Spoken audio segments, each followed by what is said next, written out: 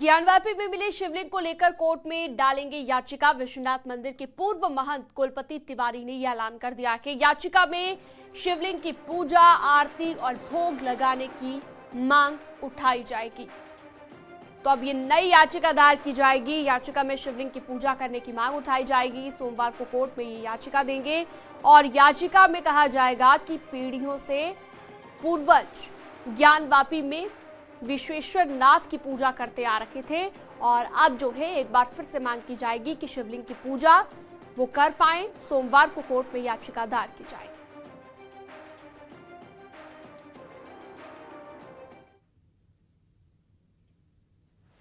बातचीत करने के लिए डॉक्टर कुलपति तिवारी न्यूज 18 पर एक्सक्लूसिव हैं।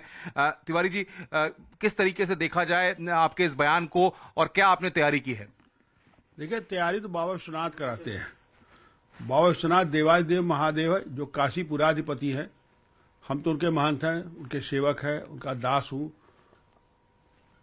मैंने जब देखा, जब आदमी सुनिए एकदम धर्म के प्रति आस्थावान होता है और धर्म को ही लेकर चलता है, उसको बड़ा तकलीफ होता है। जब किसी चीज का धार्मिक स्थलों का विवाद न्यायालय में पहुंच जाता है और ये हो जाता है न्यायालय से इसका फैसला होगा, तो मुझे जो है ये अवसर मिला है कि जिस तरह मुस्लिम भाई कहते हैं मैं ऊपर जो है नमाज पढ़ता हूं, वजू करता हूं, मुझे दिया जाए वैकल्पिक व्यवस्था दिया जाए। तो जब से बाबा विश्वनाथ जी का, आज वो विश्वेश्वर महादेव का मंदिर जब से बंद है और सन 92 तक उसका सब कुछ पूजा पाठ सब अंदर होता था, पुनः उसको विश्वनाथ मंदिर की जो है शिवलिंग को स्नान, ध्यान, भोग, सेवा, पूजा का अधिकार है। आरती वो करना मेरा मौलिक अधिकार है और मेरे साथ भक्तों को उसमें जाने का, परिसर में दर्शन करने का पूर्ण अधिकार है।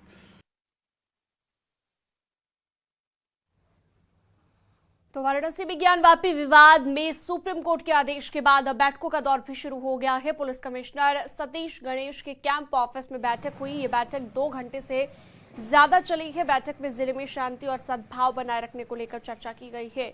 बैठक में मस्जिद कमेटी और पीस कमेटी के लोग भी शामिल हुए हैं। इसके अलावा पुलिस कमिश्नर, डीसीपी, एडीसीपी और तमाम जो अधिकारी है बैठक में मौजूद रहे। दरअसल शुक्रवार को सुप्रीम कोर्ट ने ज्ञानवापी मामले को लेकर वाराणसी की जिला अदालत को ट्रांसफर अब इसे कर दिया है। वाराणसी सिविल कोर्ट के आदेश के खिलाफ अंजुमन इंतजामिया मस्जिद कमेटी की याचिका पर सुनवाई के दौरान सुप्रीम कोर्ट ने यह आदेश दिया। साथ ही सुप्रीम कोर्ट ने आदेश दिया है कि शिवलिंग की सुरक्षा और नमाज की इजाजत देने का 17 मई को अंतरिम आदेश बरकरार रहेगा। यानी कि 17 मई का जो अंतरिम आदेश था वो बरकरार रहेगा। मस्जिद कमेटी की याचिका पर जिला अदालत में प्राथमिकता के आधार पर सुनवाई होगी।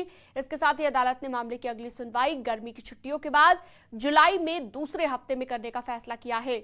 इस सब के बीच शांति और सौहार्द के लिए यह अहम बैठक हुई।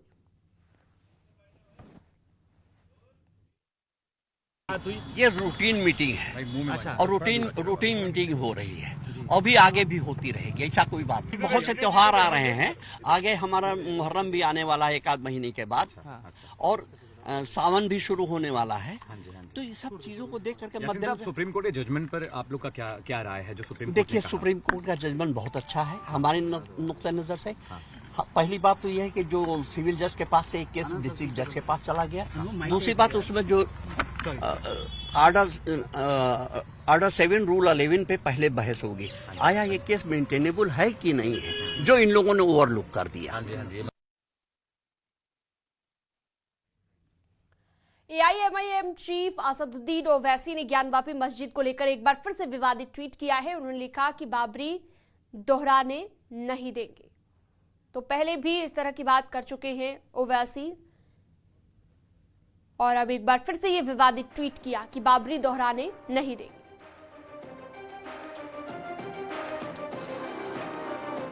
में एक एप्रीहेंशन है, एक डर भी है कि जिस तरह बाबरी मस्जिद को उनसे छीना गया, कहीं इसी तरह से और मस्जिद को ना छीना जाए।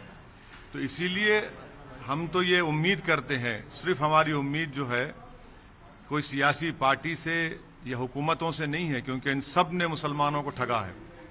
हम ये उम्मीद करते हैं कि सुप्रीम कोर्ट संविधान को सामने रखते हुए, अपने बाबरी मस्जिद के जजमेंट को सामने रखते हुए 91 के एक्ट को उन्होंने जो भारत के बेसिक स्ट्रक्चर का हिस्सा करार दिया, वो उसको अपहेल्ड करेंगे और जो अंग्रेजी में कहते हैं वॉक द टॉक होगा। और यकीनन आज मैं उम्मीद ये कर रहा था कि सुप्रीम कोर्ट इसी स्टेज पर, वो इनिशियल स्टेज में इसको बोलते हैं ना कि they will nip it in its bud, क्योंकि अब आप देख रहे हैं कि अब ज्ञानवापी से जाके अब मथुरा में शुरू हो गया और मुकामात पर डिमांड शुरू हो गए।